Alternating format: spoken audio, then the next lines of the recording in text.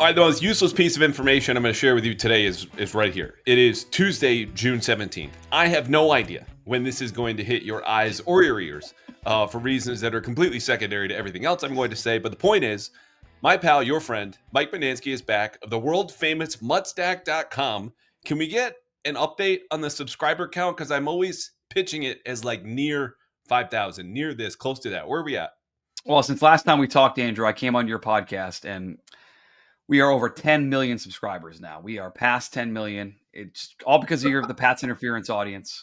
So thank you to them. Mike Giardi, he was a huge help in doing this. Nick Fitzy-Stevens. I mean, what a push from you guys. No, just over 5,000. It's a nice round number. Very thankful to have a passionate sports base and sports betting base and horse racing base that wants to listen to me talk on a podcast and write every Friday. So I appreciate you mentioning that. You can subscribe for free at mutstack.com and push us over 11 million by the time we get to football season.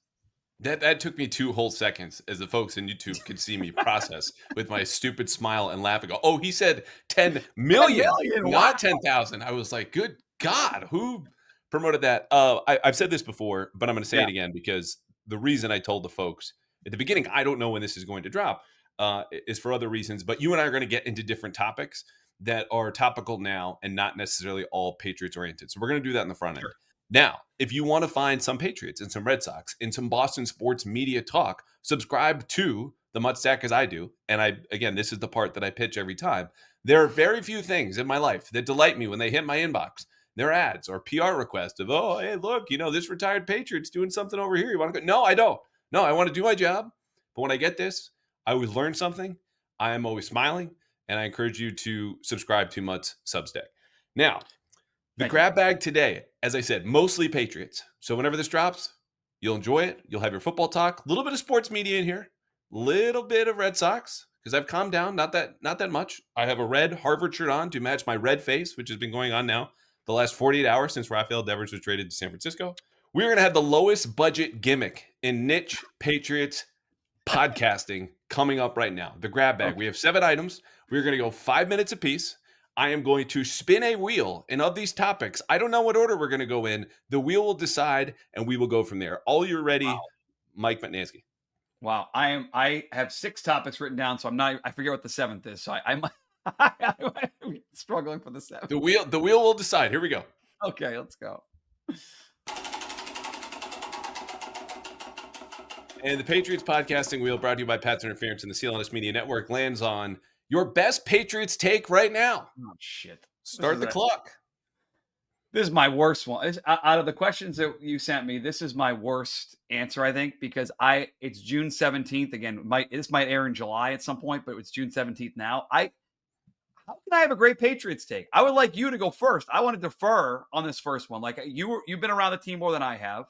Like, I just feel like everything I was going to say was going to be generic. I don't feel like I have a great one. So I was hoping you would go first with your great Patriots take. Then I could potentially play off of that or think of one while you were speaking. Just a fiery start by you. I'm being honest.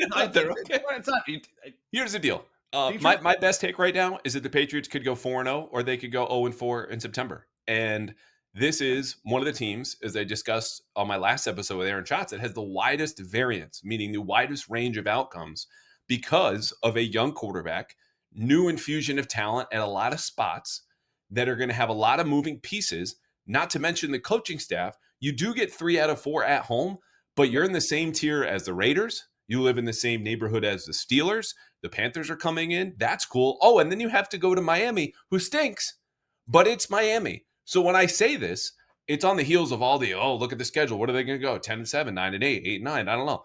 What I'm telling you, September is especially crazy. And for teams like the Patriots, when people get certain about this, I just tell you every time, we know nothing. And we especially know nothing in September.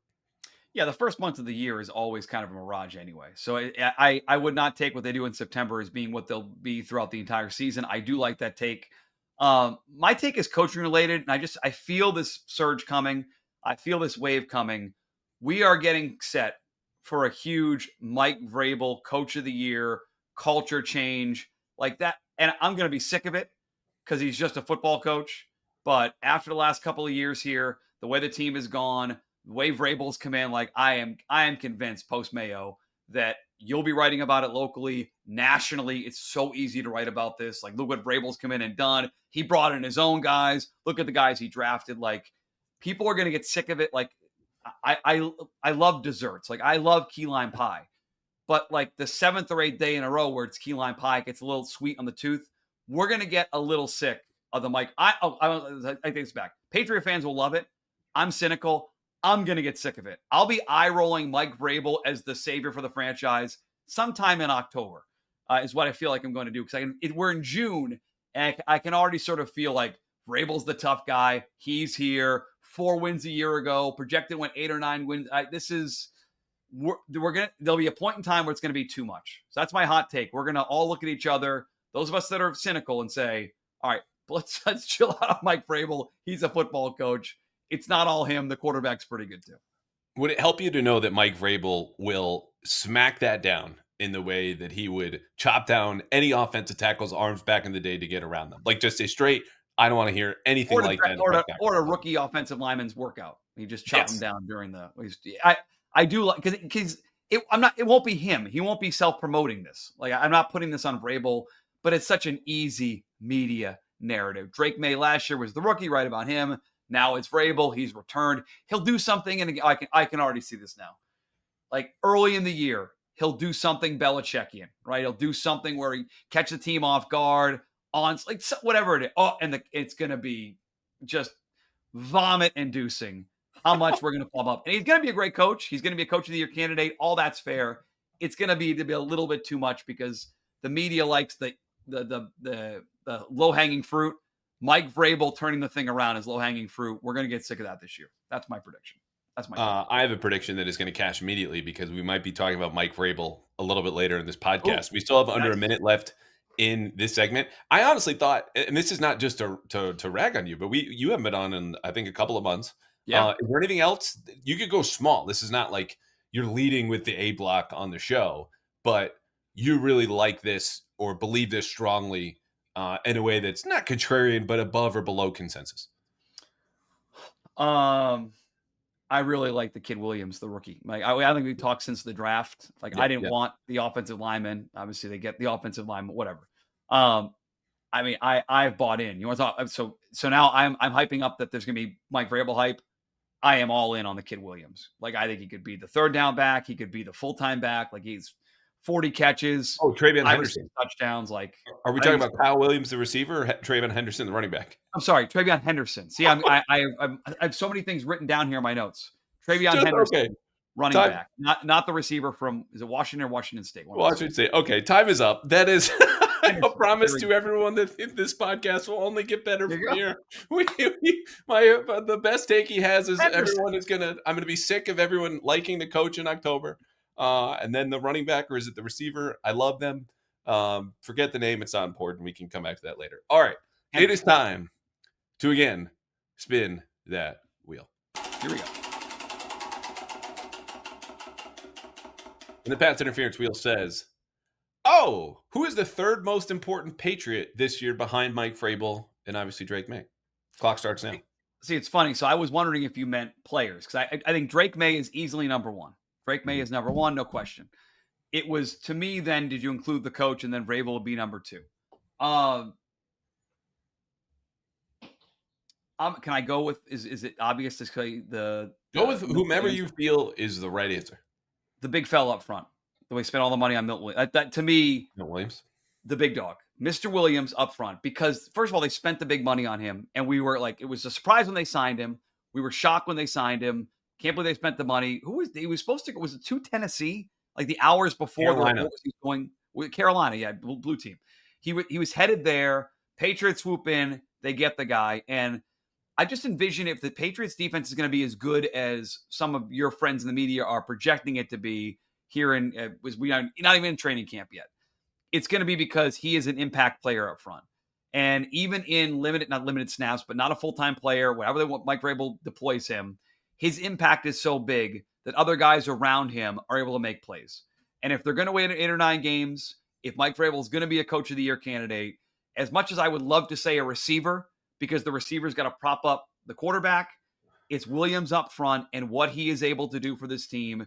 And if he's an impact player, he could make that defense really, really, really good. Hate to put it on one guy, but when you pay him that much money, and you saw the production last year, limited time in Philadelphia, I'm going to go Milt Williams as the second most important Patriot, third most important Patriot behind May and Brady. Okay. I am going to go with the receiver because I think there are fewer ways to replace Stephon Diggs at his best with your other players or schematically than there is Milton Williams, who, let's just say, he gets hurt, right? Or he, otherwise disappoints. You can blitz a little bit more. You can stunt. You can run certain games. You can use sim pressures, creepers, whatever you want. It's not going to be a 1-for-1 for one of the most efficient pass rushers per snap in the entire league last year, which is what he was and why he got paid as well as he did. But the other person I considered for this, I think Milton Williams is firmly inside everyone's top 10, if not top 5. For me, was Josh McDaniels. And because the way this team is built, and not just because he's going to coach the quarterback, and again, the proximity to the players or people at the top of the list by default almost makes you just behind them on the list. I just think if Josh McDaniels has an A+ day on pick whatever game, the Patriots can still screw that up. Like if Garrett Bradbury blows a pass protection, a block right in the middle of the offense, even though they have the exact scheme to beat a man blitz, the play's over. If Stephon Diggs does his job and gets open, okay, that takes the Patriots to a higher place than I think Josh McDaniels' perfect play call could, because he's going to beat man coverage. He's going to draw extra defensive attention. He's going to do all of the things that none of the other Patriots receivers can, in addition to just helping the quarterback, which will unlock opportunities for them. I don't know what his health is. I'm more optimistic than I've ever been that he'll start week 1. But that, to me, because of the way he changes, again, things schematically for the quarterback and within his own position group, that you can't replace in a way that I think you probably could if Josh McDaniels had to sit out because he got sick one Sunday, right, and handed the play sheet to somebody else, or Milton Williams gets sick. He's the most irreplaceable player if he's at his peak, and that's why he was my number 3. Yeah, I wrote down both names. I had Williams and Diggs as my two guys, and there's also part he's not on this list, but I have high hopes for Hunter Henry again this year, man. I love the connection he had with Drake May a year ago. I think Josh being here is going to unlock him even more at the tight end position. I know some Patriot beat writers thought that he was only here because of his contract. I think he's an impact player. He was May's favorite guy a year ago. So Diggs is a huge part of it. I don't disagree. Well, I mean, Hunter Henry, if he's not here, they have Austin Hooper, and that's it in that tight end room. So I don't know who's saying it's just the contract, but that's a guy. Austin Hooper made some plays last year for this team, surprisingly. He did, and they don't have a number 3 tight end behind them, which in the grand picture of building NFL teams is a small potatoes problem. But when you're the Patriots, who are really trying to squeeze and wring every point you can out of this offense, Hunter Henry plays the middle of the field, is going to play inline tight end, split out wide, be a target in the red zone, et cetera, et cetera. He's not a top 10 tight end in the league anymore, but he's more than serviceable for you. All right. We still have 24 seconds here on the clock. Other names I considered here, you could make a case for any GM moves at midseason if they're going to make moves. You could make a case for guys that if they make the leap, Keon White on the edge, who I've said that group is going to be a little bit underrated. Christian Gonzalez, if he reaches that's a good Island level of number 1 cornerback, performance, you just shut down half of the field. That again unlocks a lot of things schematically, and again that the Patriots just can't simply stop. All right, time is up, which means it's time to spin that wheel. Who, by the way, for the folks wondering what these little tiny sound effects are as we're waiting, not this one. We've got IT on it. We will figure those out here in a second. All right, the wheel is fun. Very good. Next one we have on the Pats Interference Grab Bag. What do you want from your training camp OTA coverage next in the media? Because this is selfishly me. I know you've got a take that I'll let you fire that off because I don't disagree with the way you're going to talk about it and the position specifically. But I'm going to steal this from a guy by the name of Adam Levitan. He works for a website called Establish the Run. He, before that, worked for Roto Grinder. He's a big fantasy DFS gambling guy. Good follow. And he has said for probably a decade now, Callahan, that there should be an assigned beat writer to each team that just focuses on what the impact would be from a gambling standpoint and a fantasy DFS standpoint. And for me, there are a couple positions this year in particular. I mentioned running back between Henderson, Gibson, Stevenson. I want to know who's getting what reps, who's with the first team. Like that, as you're getting ready to draft fantasy teams this late summer, early fall, that's going to make or break some leagues. Like, who gets that right? Same thing in the wide receiver position. Like, I think we all think Steph Diggs is going to be the clear-cut number one for this team. But after that, who's next in line? Who's the full-time slot guy for Drake May? Is Hunter Henry the clear number one, or are they going to go with 2 tight end sets? Like, so for me, selfishly, the offensive skill positions, I would love to know on a daily basis who's where, who's leaning towards big playing time. And by the time we get to week 1, I'm ahead of the game. And especially with this team at running back and receiver, it feels very wide open, especially at running back. So I want playing time. I want who's in the red zone. Like, is one guy emerging as the red zone running back? I would love to know that for this team.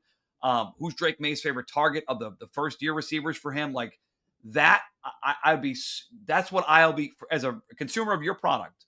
That's what I'll be focused in on. You know, whoever is on your beat doing that, I would love to see that as a focus, not just this year, but every year. Somebody who bets on these games, player props, like those are kind of important, as we and I have talked about the last couple of years, like things that point us to the right direction there and can put money in my pockets. God knows I could use it.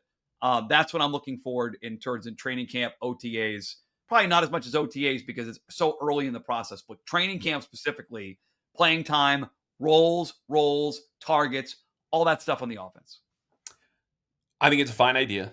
I would also then compel fantasy websites and gambling outlets to then hire your own beat reporters just to do that, which isn't to take it off my plate, because I do a lot of that work. But I also am paying attention defensively, where all of that information about who's the third defensive tackle, who's the dime linebacker. When they go nickel, is it more often 3 corner or 3 safety? That I know is useless to what you're talking about. No. There are tackle and sack stats. It's not useless. Player props everywhere, brother. Individual defense fantasy leagues, which one of my best friends is in one every single year. It's just a sicko terrible activity.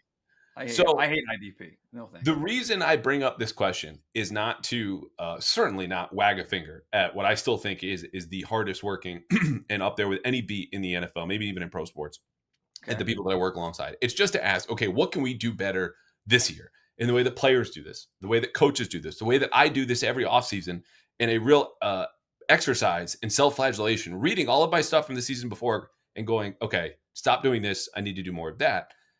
To me, the answer about what can make our coverage of training camp better, where the evolution generally of regular season coverage got better because you could watch more tape, you could consume more data, you could rewatch and do the things that teams are doing. We don't have that luxury. What we can do, though, in the moment is to contextualize everything. You referenced this a little bit in the red zone. When Drake May's completion percentage goes down in a day, was it a red zone day? Yeah. When he's throwing passes, are they within 10 yards of the line of scrimmage, or do they go further? What about the turnover-worthy plays? Because we all do the quarterback stats, and I don't think there's anything wrong with them. I just don't think the value of them in isolation, in a vacuum, is really worth that much. But when you add context, you add value, and it's going to be tricky, and I think there's some troubleshooting to do, but that's something that I'm going to try to do, certainly more this summer when I write 2,500 words every single day for all kinds of audience to recap practice, because I know that's what I would want to read if I was a fan. Yeah, I'm reading the offensive stuff. Like, how does Drake May look? And to your point about the situations, like, was it just against air? Like, I don't care if he completed 11 or 12 against air. Were there defensive backs involved? I think that or 7-on-7s versus 11-on-11s. Huge difference. I give you credit for going back and trying to make yourself better. And I think that would help the consumer of the product get a better sense of what's going on down there and put it better in context for how good really the quarterback is playing. Like, what are we talking? It's the quarterback. We care about the quarterback. How does Drake May look? Is he emerging? That stuff would be a huge help, and it'd make the coverage more compelling, if that makes sense. Yes. All right, clock is up. It is time to spin that wheel. That was a quick one. Wow. 4 more topics to go. Where will we land? This wheel is deadly. Oh, surprise. It says ad read. So it is time to tell you about PrizePicks, America's #1 daily fantasy sports app. Which, look, if you've listened to this podcast or watched it for a while, I get it. You've heard me make the same points again. But I will tell you, I just used PrizePicks watching basketball last night with old pal Mike Giardi. And we had, let's say, middling success, because this is how easy it is. You just build a lineup. And if you think you're smarter than me or you think you're smarter than Mike, listen up closely because you have better than middling success.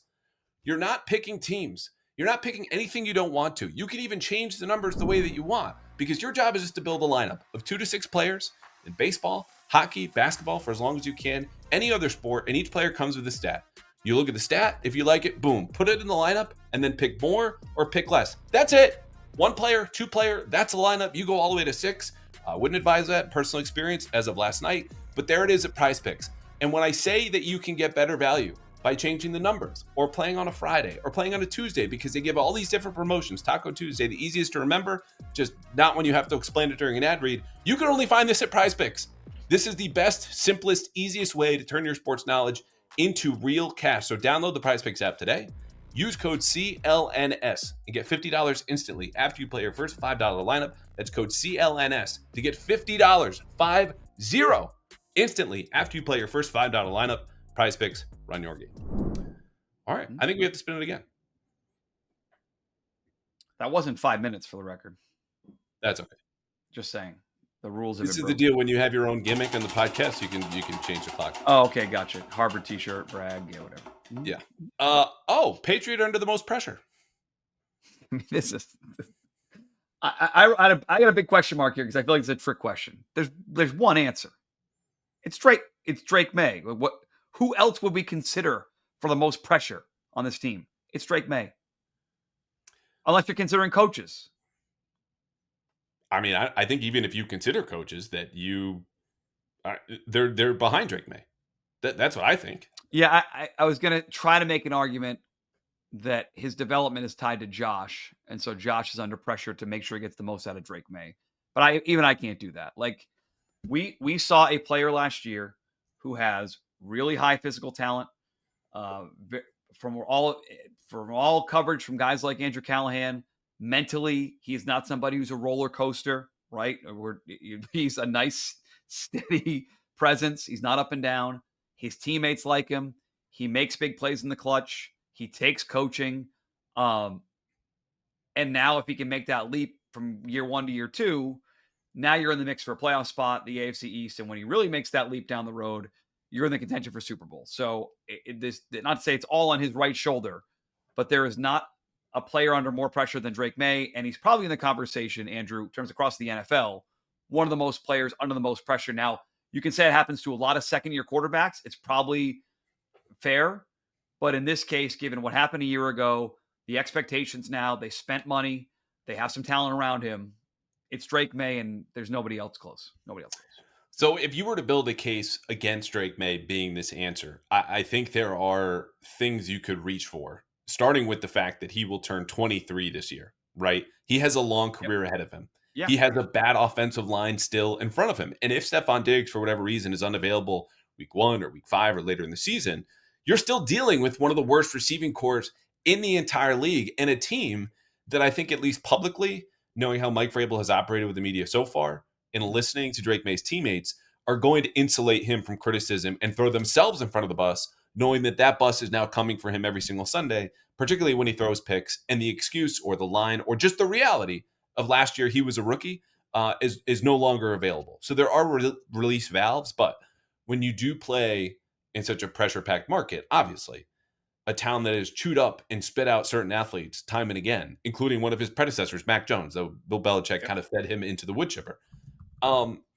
It can happen. And I think they're going to protect him, and I think they should. I think he's tough. And I've said time and again, I'm a Drake May believer. But yeah, he's the right answer. Secondary answers on a much smaller scale, because I think part of this, you can take as like job security, your performance to keep your standing on the depth chart, salary. Sure. Kayshon Boutte, guy, very simple, numbers game in the receivers room. Okay, you don't care that much about Kayshon Boutte? Fine. Kyle Duggar comes to mind. Yeah. Second biggest cap hit on the team. Didn't play well last year because he had a high ankle sprain. They have brought in so many safeties that do what he does, and he's in a new system.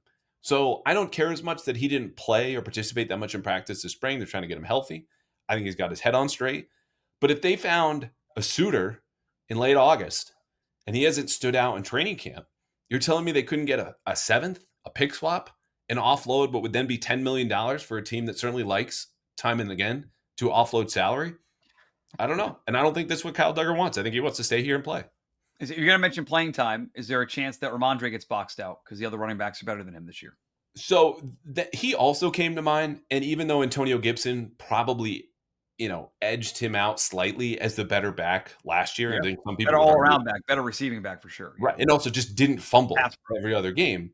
Yep. I think he knows he's here. And I think he has the motivation.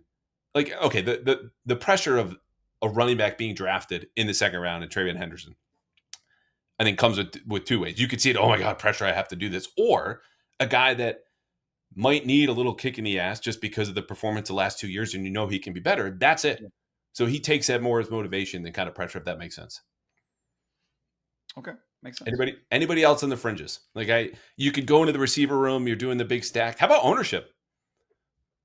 Yeah, I would put Josh at ownership. We're going to go back to guys we sort of mentioned before. Josh McDaniels. I mean, I'm a Josh fan. He's got some big time haters here in this market, and if the offense struggles early, he is going to hear it. And again, you can fill in the blank on this, but there's at least some debate as to whether he's a Vrabel guy or a Kraft guy. And is there a chance if they get out to a slow start, Vrabel can point to that and say he's not the answer long term. So I think Josh is under some pressure here to make sure the offense hums with Drake May right out of the gate, by the way. I think that's a fair point. I don't really care about the Kraft Vrabel thing, even if the answer is probably a little bit of both, just because they were talking in November before Mike Vrabel even had head coaching interviews. But the fact that Josh can't go anywhere else, basically, doesn't want to go anywhere else, yeah, he does have to perform. All right, we've gone over 5 minutes. Time to spin that wheel. Spin it.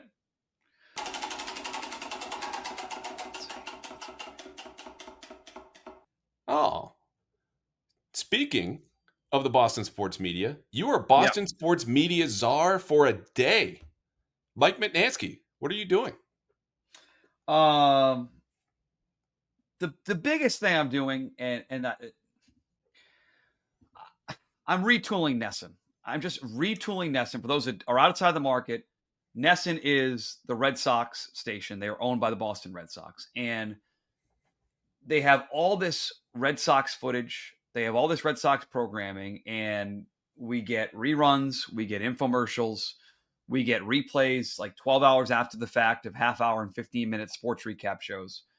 I want to make NESN a competitor for your friends at NBC Sports Boston. I know you're employed by those folks. They do a fine job. Never call me, but they do a fine job.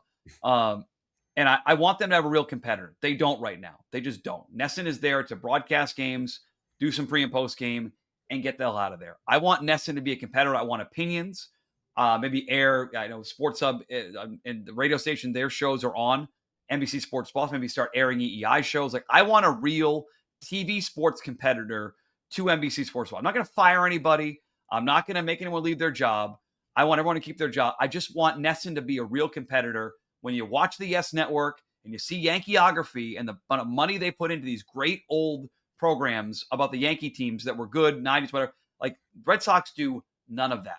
NESN does none of that.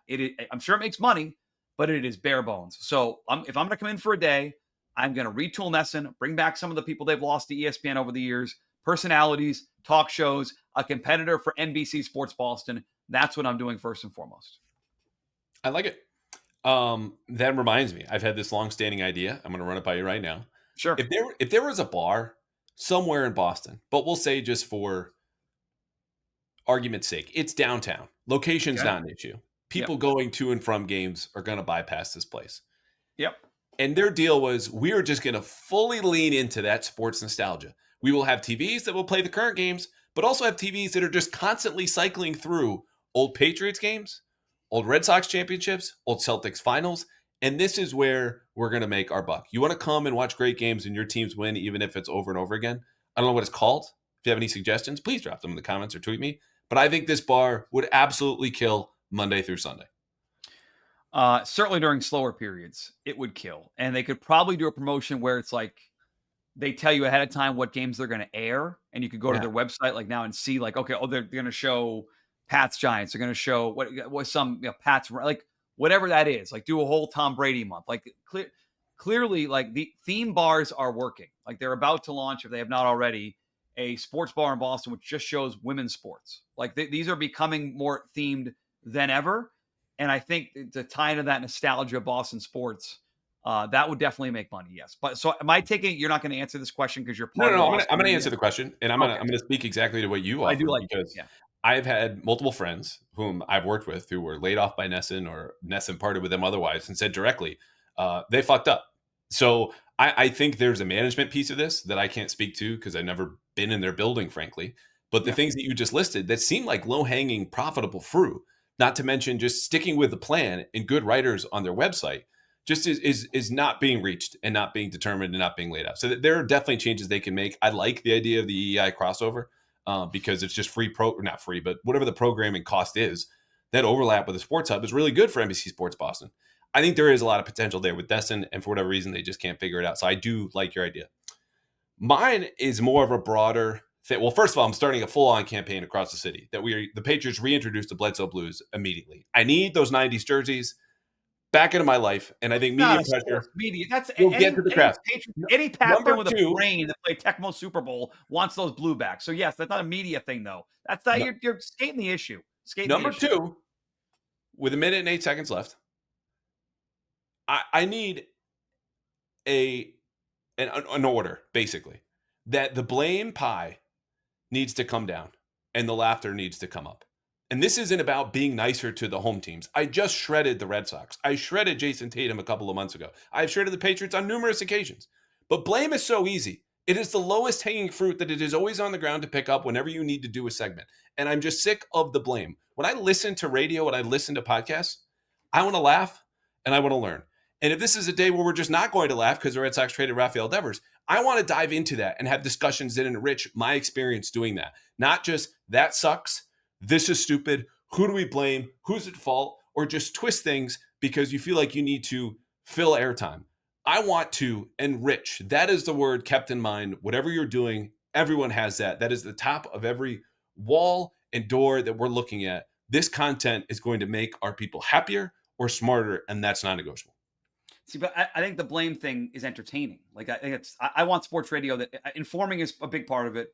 I want entertainment. Like you use the word enrichment. I'll use the word entertainment. I will also point out that if you want to get a blame pie of the Red Sox trading Devers, Mutstack.com podcast up this week. I did my own blame pie. So you're shitting on my blame pie. I gave you a blame pie, and you're just mad that you didn't think of it first. I'm just not reading it this week. This will be the first time in 400 weeks or whatever it is that I guess I won't be reading. I've had enough. I think it's tired, and I think we can do better than this. And I know that's how business has been done in Boston. Oh, but yeah. You sound like Sean McDonough raising the bar, who lasted like 2 years in Boston. It's entertainment. Entertain me. Make me laugh.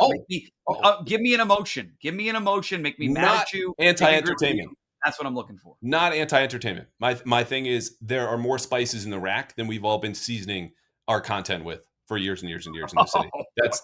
That's what I'm saying. All right, you ready to spin that wheel? Speaking of seasoning that I probably will never use again, but here we're going to do it. 2 left. Stop. No whammy. Oh, well, this is right up your alley. The Patriots bet you like most right now, June 17th. I had not. Okay, so I'll take a step back. The bet I liked most is basically, it's gone now. For a while, you could bet the Patriots over 7.5 wins at -120, -130. That number is now -160 at most places. The number that is like the consensus number across the board is 8.5. Now, there is a place out there. Can I say sportsbooks names? Can I use those here? Or sponsors going to be annoyed? Skip it if you can. Okay.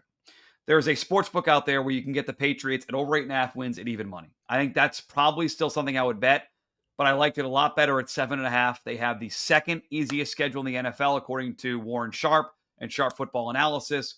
Only the first easiest, the 49ers. They have a good offense. They're going to have a good defense. They have a real coach this year.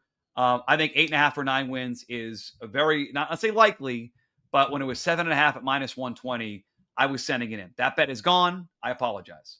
At the same website, there is one website out there that is offering you Drake May rushing yard stats for the year. So Drake May last year, in a year where, what was the, I was going to call him Freddie Kitchens. Who was the offensive coordinator last year for the Patriots?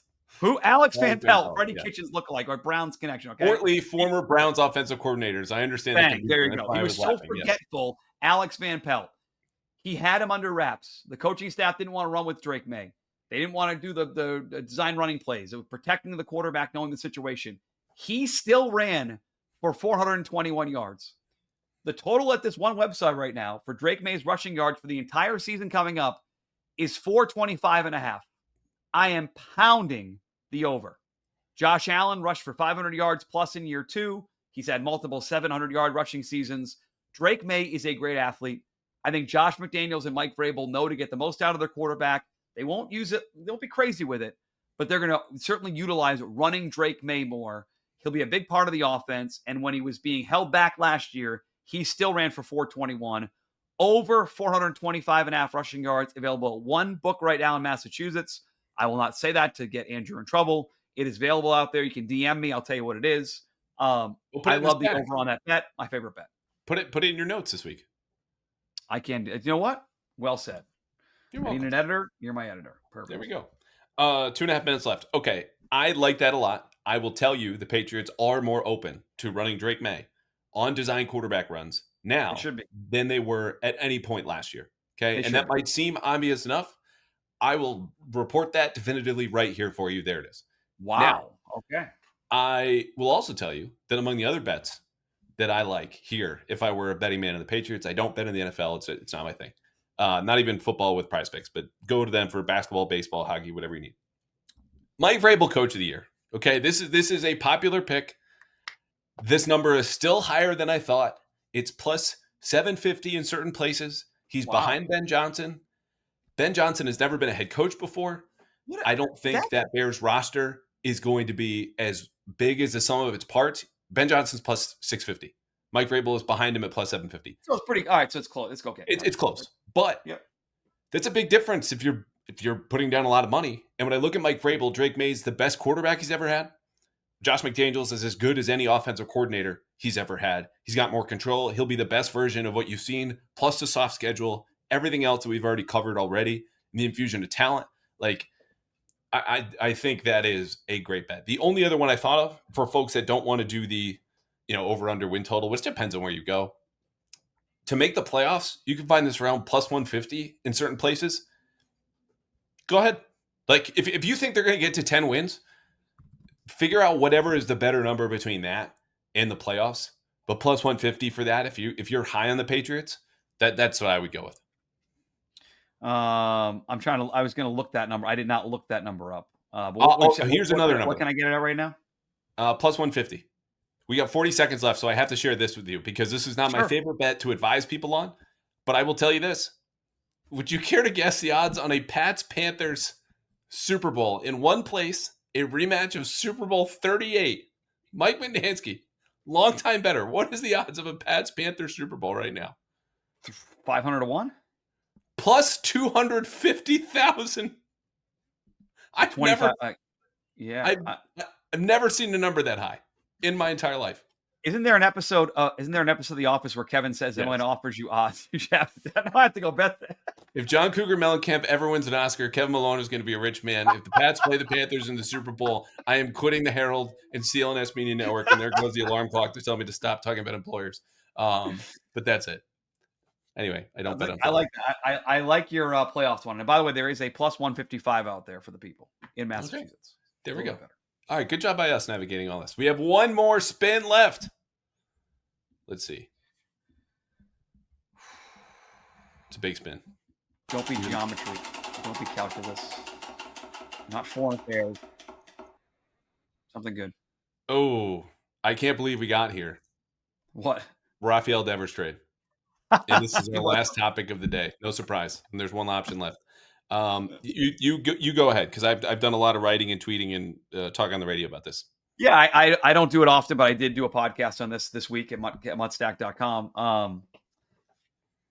Without rehashing everything people have heard, the thing that I keep coming back to, Andrew, is something you and I talked about a few minutes before we came on the air, and something I heard amongst some little league dads in the last couple of days, and that is this push by the ownership and the GM that this was the year, right? This was the year. we're going to sign Bregman, trade for Crochet. We've got Devers locked up. We're going for it. And they win 5 in a row.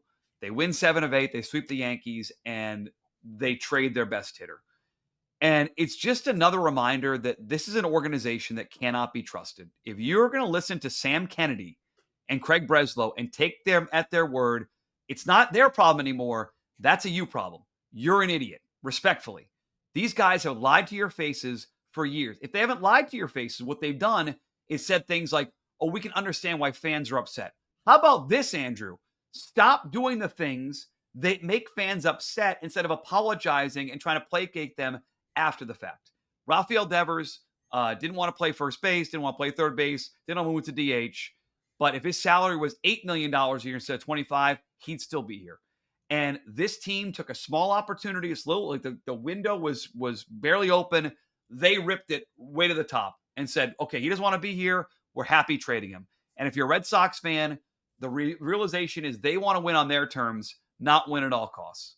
And so it is just frustrating that this ownership group continues to lie to your faces as Red Sox fans. And we keep going to games, watching games, buying jerseys, right? This is, if you're trusting them now, that's on you. I don't trust them at all. I don't think Breslow's the guy. And this Devers trade just signifies that they want to win on their terms, not win at all costs, is what I would say. So there are a lot of angles to this. And again, I understand this is a Patriots podcast. It's a summer. This is the biggest story I think we'll have in Boston sports all summer. So, or maybe all year. And that's why it deserves your time and attention. Yeah, I would say a couple. I thought about this. Jaylen Brown getting traded could top this, because I think there's a potential. That's about it. Yeah. You know, like it would take the Patriots winning the Super Bowl. Like that's it. That's what this attention deserves. I agree. And to the folks who go, good riddance to Rafael Devers, who, let's be clear, was sensitive and selfish throughout this process. Yep. Yes. What does it say about a front office that parted with its best player, one of the top 10, 12 hitters on the planet, because he originally told them no, begrudgingly dragged his feet to become a designated hitter at the start of the season, then did that, was told by them, you can put your glove away. But a few weeks later, asked again, hey, can you play this position? And he said no, and had the audacity to say that to the owner and the GM. And then they part with him for what no one on earth would call a fair return, just to wash their hands of him. I would say that's pretty selfish and sensitive. So the great sports crime that Rafael Devers committed against competition and people who care about sports and watch all these games as you and I do, okay, does not compare to what this ownership group did and Craig Breslow did, which I believe is a betrayal of the fan base, right? Like, my parents don't know anyone on the Red Sox right now. Not a great sign for people who care and want to put their money and their time into it. And that's why I wrote for the Herald, which came out in print, I think, today. If they're going to punt on their best player because of they just couldn't get along, mind you, right before he gets traded, he tells reporters it is in the past, which is not a coincidence, by the way, because as I just said, in mid-February to mid-March, he went from pissed, I'm playing third base, I'm never DHing, to their full-time DH. Just over a month ago in Kansas City, he told John Henry no and was upset and obstinate about this relationship. And again, just Sunday, he says, oh, it's all behind us. If you just wait him out, yes, an immature 28-year-old who has a skill set few people on the planet do, you will get that player to play and play well. And he has been mashing. So not only do you gut your lineup, which had no punch anyway, and all your chances this season, which, by the way, Craig Breslow trying to sell you, the Red Sox were better in the short term without Rafael Devers in their lineup, okay? And Abraham Toro still playing every day. Get the hell out of here. This fan base cares more than you think. They know more than you think. And the way they keep trying to pass this off is spit in the face of the fan base, of which, of course, I include myself. But I don't think having feelings towards a team invalidates any reasoning that we just laid out and others have too. And we could have spent the entire podcast like going through that press conference from Monday night, because you had Sam Kennedy pointing to old championships. You had him saying, he actually said out loud, it's okay that the relationship between a player and a team like wears down. Like, no, you ruined the relationship with Devers. You didn't. You told. Well, your job is to make it work. You are the adult in the room. He's 28 years old, but you are the manager if you're Alex Cora. You are the chief baseball officer. In the modern day, it is about being partners with the players in the field who are not just your labor, where people go, I couldn't do this at work. I couldn't tell my boss no. What he's doing is working and selling himself. He is the product and the labor, and better at his job, Rafael Devers, than Craig Breslow is, then you are your job. I am at my job that basically everyone else is on the planet. You work with that person or wait them out. And they just said no because they're not interested in winning. They're interested if you're John Henry vetoing trades that would have meant taking on still some of Rafael Devers' salary. No, because you just want to ship the entire contract out. Or Craig Breslow, you would rather have the labor under your thumb than win baseball games and have people who just say yes to you. There are tons of nice guys, Mutt. This is the bottom line, who would do whatever the Red Sox say and walk down Lansdowne Street every single day. Okay? And do whatever they say. Yep. There are only few humans on planet Earth that can hit a baseball from home plate onto Lansdowne Street. The Red Sox would rather work with those nice guys than work with Rafael Devers. I can present my blame pie on this screen right now if you want. I have the image ready. Like Tease it. Go ahead. Let's see. I mean, do you have it? I have it. Yeah, I think you have to. You literally had this visually. Okay. Yeah, I made the visual. Wow. Okay. Come on now.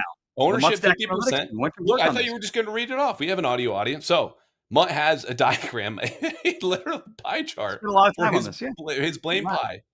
The one thing I've been railing against because I just think it's the lowest, laziest thing to do on radio. Breslow 30%. So between ownership and Breslow, you're already at 80% of the blame. Yeah. Core 10, and then Devers 10.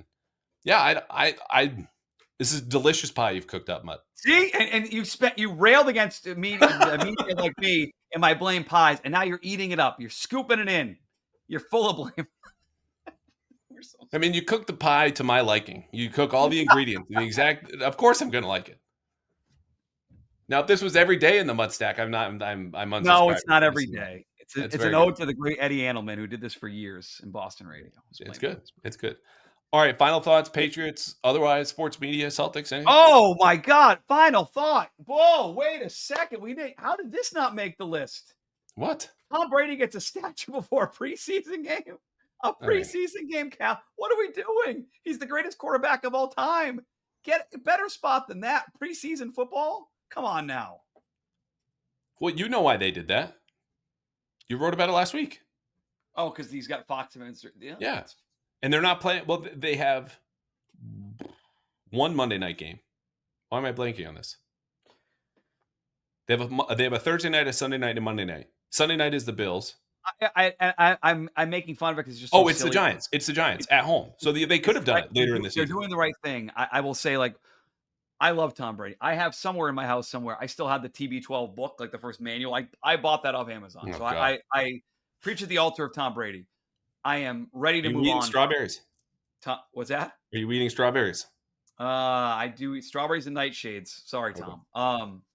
I'm ready to move on past the Tom Brady celebrations after this. I'm making fun of it being a preseason game because it's kind of silly August 8th, but like we had the announcement of Tom Brady's announcement.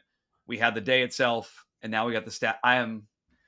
Let's get back to Drake May and the current team because we sound a little bit like Sam Kennedy bragging about our old championships, bringing Tom Brady in here every day.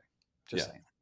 Look, certainly not laughing at Tom Brady, by the way, just that you have the TB12 manual and it's a lot of eating and exercising and there's a lot of good stuff in there, I'm sure. But the stuff that came out that was not so good is kind of... It's better. It's a better doorstop than it is a book.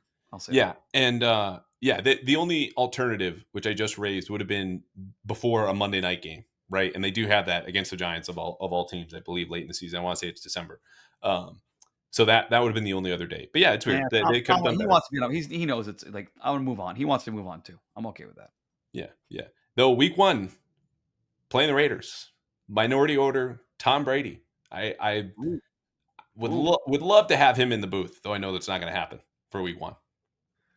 Does he get to talk to both teams? Raiders, right? I don't know. I wish he could. I wish we could have one exception back in Foxboro against the team that he currently owns. Because then neither fan base could really cry, oh, he's biased against the other one. He hates my team. Not true. I don't hate Tom Brady. I don't. No. All right.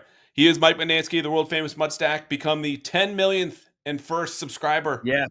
At Mutstack.com. Get it every Friday. Sports media notes, Red Sox, Pats, Celtics. You'll be back, I'm sure, in a couple of months. Have a lovely summer. Go to all the baseball games you can. Keep those kids off the iPads as you were doing right before we started to record. It's not going to work. First day, it's a battle already. But go Huskies, and we'll talk soon, brother. Thank you. Appreciate you, man.